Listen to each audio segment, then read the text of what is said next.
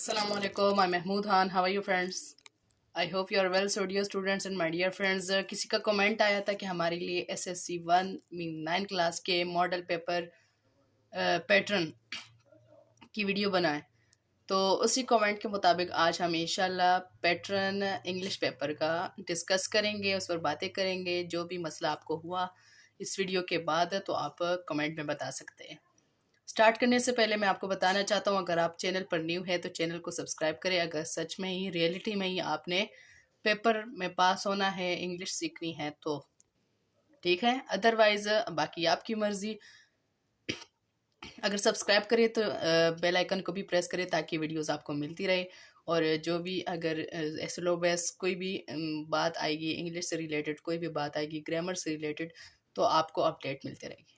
ठीक है, इसमें आपका नेगेटिविटी का कोई वो नहीं है कि अगर आप सब्सक्राइब करेंगे तो आपको कोई वो होगा।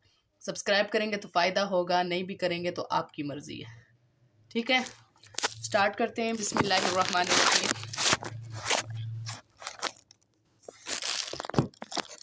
देखिए, एक पेपर में हमें क्या करना होता है, दो पार्ट्स होते हैं, सेक्शन ए, सेक्शन बी और सेक्शन सी बी।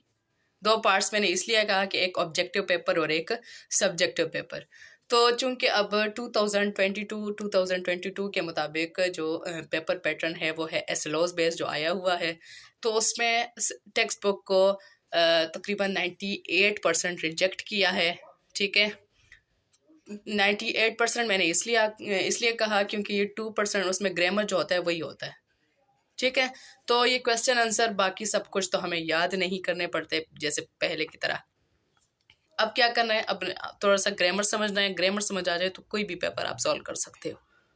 ठीक है, ग्रामर कौन सा वाला समझना है, जो कि ग्रामर जो है वो हमारे दो टाइप का है। एक एक वो ग्रामर एक सेकंड एक वो ग्रामर होता है हमारे पास जो कि हम ऑब्जेक्टिव में करते हैं, जैसे कि पार्ट्स ऑफ स्पीच हो गया, tenses, active voice, passive voice, narrations, poetic devices. ये वाला कौन सा ग्रामर होता है, ऑब्जेक्टिव का। और जो दूसरा होता है जैसे हम मतलब सब्जेक्टिव वाला, जैसे कि एप्लीकेशन हो गया, ईमेल हो गया, पैराग्राफ हो गया, डायलॉग हो गया, एसे हो गया, तो ये वाले। ठीक है, अब क्या करना है हमने, सबसे पहले हम देखते हैं ऑब्जेक्टिव पेपर को, एमसीक्यूज देखते हैं, उसके बाद ही हम क्या करेंगे सब्जेक्टिव का बताता हूँ। क्योंकि आज हम पेपर पैटर्न को डिस्कस कर रहे हैं तो एक भी पॉइंट को मिस मत करना अगर आपने सच में ही फुल मार्क्स लेने हैं तो। अगर एवरेज है तो बेशक आपकी मर्जी। ठीक है, देखिए ऑब्जेक्टिव में आपके पास वो वाले क्वेश्चन आएंगे जो कि बहुत ही कॉमन होते हैं इन ग्रामर में। जैसे कि सबसे पहले तो अपने पार्ट्स ऑफ स्पीच को रट लेना है। रटना क्या है, याद अपने डेफिनेशंस नहीं याद करने, डेफिनेशन वाला सीन खत्म, बिल्कुल खत्म। आपने बात को समझना। नाउन क्या है, नाउन नेम को कहते हैं, नेमिंग वर्ड को क्या कहते हैं, नाउन। इसमें से एमसीक्यूज आ गया तो आपने फुल मार्क्स, आपके फुल मार्क्स। प्रोनाउन क्या है, वो चीज़ जो हम नाउन की जगह यूज़ करें, जैसे ही है, शी, इट, ये सारे क्या है, प्रोनाउंस है। अब उसके टाइप्स होते हैं, इंडिफाइनाइट, इंटरोगेटिव टाइप, इसी तरह रिलेटिव प्रोनाउन। ठीक है, डिमॉन्स्ट्रेटिव प्रोनाउन, डिस्ट्रीब्यूटिव प्रोनाउन, ये वाले सारे कौन से होते हैं, ये प्रोनाउंस के टाइप्स हैं। एडजेक्टिव हो गया, एडजेक्टिव के टाइप्स भी, adjective of manner, adjective of quality, adjective of, इस तरह और भी आएंगे। ठीक है, प्रेपोजिशन है जिसमें on, in, into, on to, among, between, ये वाली चीज़ें, अक्रॉस। ठीक है, और आर्टिकल ए एंड द में से ये भी आ सकता है कि which of the following is the definite article. तो ये जो सारे मैं बता रहा हूँ, एक्सप्लेन कर रहा हूँ, इसमें पार्ट्स ऑफ स्पीच में से तकरीबन 7 एमसीक्यूज आपके आएंगे। 7 एमसीक्यूज पार्ट्स ऑफ स्पीच में से आते हैं। सपोज टाइप्स ऑफ नाउन में से आ गया, टाइप्स ऑफ प्रोनाउन में से 2 आते हैं, सब मस्ट कि कौन सा आपके पास है। डेमोन्स्ट्रेटिव आएगा कि ये कौन सा आपने बताना है। ठीक है, अगर मतलब डिमॉन्स्ट्रेटिव मीन्स इशारा जिसमें किया जाता है, जैसे दिस इज़ ए बुक, तो दिस क्या है, ये डिमॉन्स्ट्रेटिव प्रोनाउन है। इसी तरह रिलेटिव में आएगा। ठीक है, तो इसमें से आपके तो 2 एमसीक्यूज मस्ट है। एडजेक्टिव मतलब पार्ट्स ऑफ स्पीच में से आपके कितने क्वेश्चन आते हैं, 6 और 7 मस्ट। ठीक है, उसके बाद आपने करने हैं transitional devices. Transitional devices 2 types के होते हैं, transitional device of contrast and transitional devices of comparison. तो इसमें से एक क्वेश्चन मस्ट आता है, मस्ट।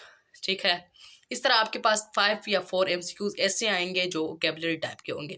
मीन्स कि आपको कोई वर्ड बताएंगे और फिर वो कहेंगे कि सिनोनिम और वो एंटोनिम, तो वो आपकी किस्मत की बात है। अगर इजी आएंगे तो आप कर लेंगे, अगर नहीं आएंगे तो कोई बात नहीं।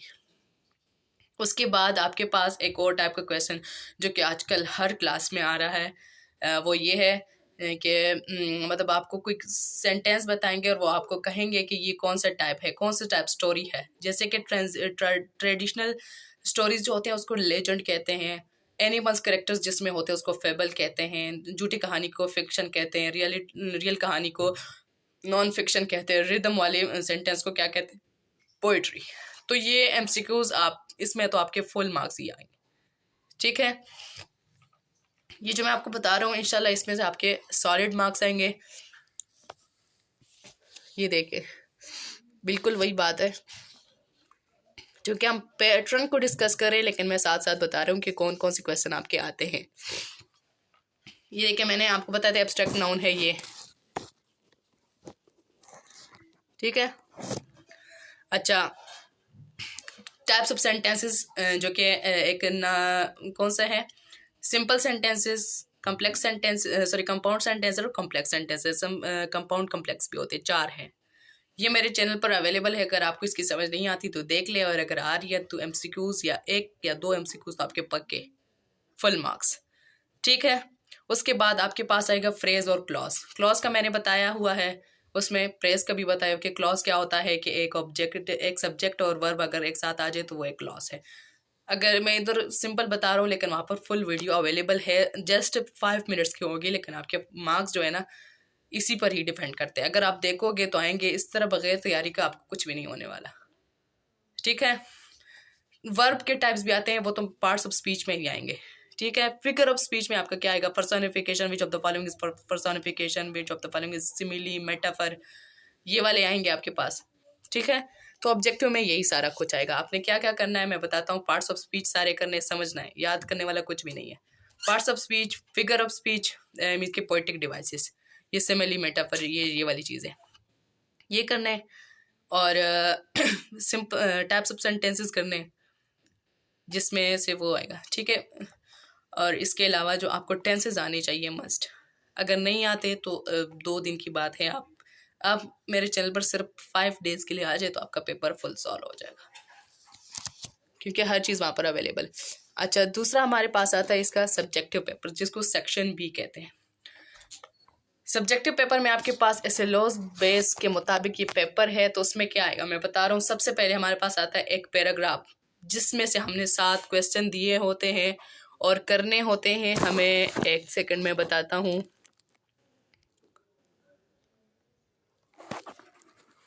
अच्छा, आप देख लेना ऑप्शन में से कि हमने कितने क्वेश्चन करने होते हैं।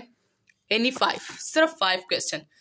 सबसे पहला जो क्वेश्चन होता है वो समरी लिखनी होती है। आप सोचोगे कि न्यू पैराग्राफ आएगा तो हम समरी कैसे लिखेंगे, ये मैं बताता हूँ।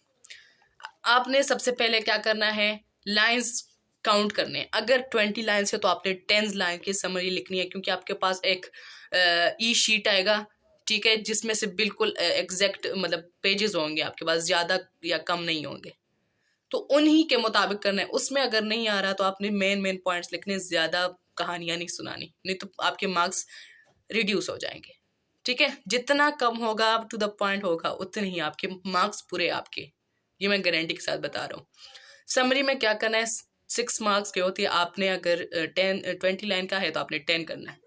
समरी इतनी बड़ी नहीं होनी चाहिए कि आप चैप्टर स्टार्ट कर लो। मेन बात है, अगर आपको देखो मैं आपको बता रहा हूँ, इसमें से ना आपको 1 वर्ड की समझ आ रही है ना, तो आप 1 वर्ड का ही बता दो। मतलब 2 लाइनों की समझ आ रही है तो 2 लाइन का ही बता दो, ठीक है। समरी में इस तरह कोई बात नहीं है कि फुल ही मतलब पूरा एक्सप्लेन करो अपने वर्ड्स में। 2 लाइन की आपको समझ आ रही है तो 2 लाइन का ही बता दो, थोड़ा सा ज़्यादा अपने वर्ड्स लिख लो। लाइंस देख लो कितनी समझ आ रही है तो उतना ही कर लो, ठीक है। उसके बाद दूसरा क्वेश्चन होगा कि जितने भी वर्ड्स जो है वो अंडरलाइन है तो उनकी मीनिंग लिखो, ठीक है। ये लिखना है आपने। उसके बाद आपसे छोटे मोटे क्वेश्चन किए जाएंगे, बहुत ही इजी होते हैं। तो समरी मतलब ये पैराग्राफ वाले क्वेश्चन तो सारे ही इसमें फुल मार्क्स आते हैं, ठीक है। उसके बाद आपके पास जो दूसरा क्वेश्चन आएगा वो होगा स्टेंजा है उसको पैराफ्रेज करना है आपने। तो एक जो स्टेंजा आएगा वो आपके बुक से आएगा और एक जो है वो दूसरे बोर्ड के बुक से आएगा, जैसे कि KPK बोर्ड से आ गया या फिर किसी और बोर्ड से, बलूचिस्तान बोर्ड से। तो आपके अपने बुक से जो आएगा आपने वो वाला करना है। अगर वो ठीक है, उसको पैराफ्रेज करना है, उसमें से क्वेश्चन भी आएंगे तो वो करने हैं आपने। ठीक है, और ये नहीं लिखना कि in these line the poet is telling about, ये वाला कट गया। पैराफ्रेजिंग में आपने करना है कि बस डायरेक्ट वाली बात, जैसे पोइट है ना, जैसे कि अब गर्ल है वो बेटी भी है, तो girl is sitting alone in the farm, ये लिखना है आपने। ये नहीं कि in these line the poet is telling about a girl who is sitting in the, ये नहीं, बस द गर्ल इज सिटिंग। ठीक है,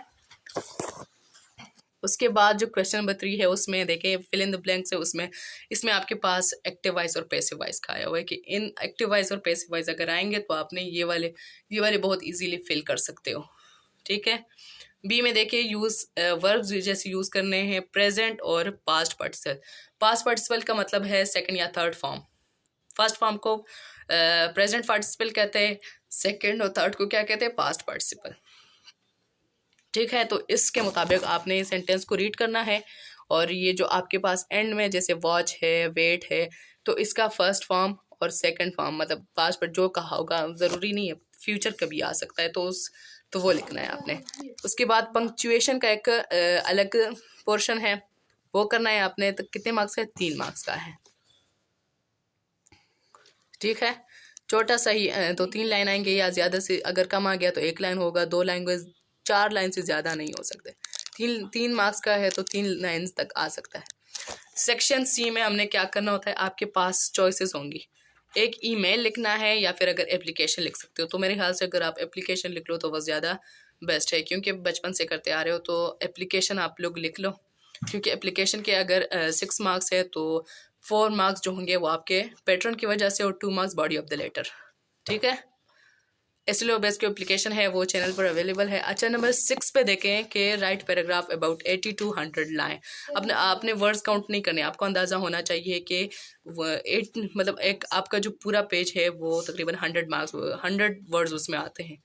तो एक पेज या उसके साथ थोड़ा सही एक और पैराग्राफ, वो आपके 100 वर्ड्स कवर हो जाएंगे, 80 to 100 वर्ड्स। ठीक है, 2 उसमें आएंगे आपके पास 2 टॉपिक्स होंगे, जैसे कि गुड मैनर्स और ग्रीन पाकिस्तान, बहुत ही इजी होंगे, ना भी आता हुआ तो लिख सकोगे। ठीक है, लास्ट जो क्वेश्चन है उसमें आपके पास एक चॉइस है कि या तो आप डायलॉग लिखें या फिर पैराग्राफ लिखें। तो पैराग्राफ जो पेपर में आता है वो बहुत ईजी होता है, इवन सेकेंडरी लेवल का भी बहुत ईजी होता है। तो मेरे ख्याल से अगर आपको करना है तो पैराग्राफ कर ले, क्योंकि डायलॉग्स में आपके पास सब पंक्चुएशन वगैरह सेट करने होते हैं तो उसमें मार्क्स इतने नहीं आते। जैसे इसमें देखो Urdu is a national language of Pakistan, कितना ईजी है, but English is an official language of Pakistan, ये बहुत ही ईजी है, आप इजीली कर सकते हो। ठीक है, ज़्यादा से ज़्यादा 5 लाइन होंगे और 6 मार्क्स है इसके, या 6 लाइन है और 6 मार्क्स है। तो ये था पैटर्न। इसमें कहीं से भी कंफ्यूजन हो तो आप बता सकते हैं कमेंट में। चैनल को सब्सक्राइब नहीं किया तो चैनल को मस्त सब्सक्राइब करें, ताकि ऐसे ही वीडियोस मिलते रहे और आपके मार्क्स पूरे आते रहे इंशाल्लाह। फिर मिलते हैं, अल्लाह हाफिज़।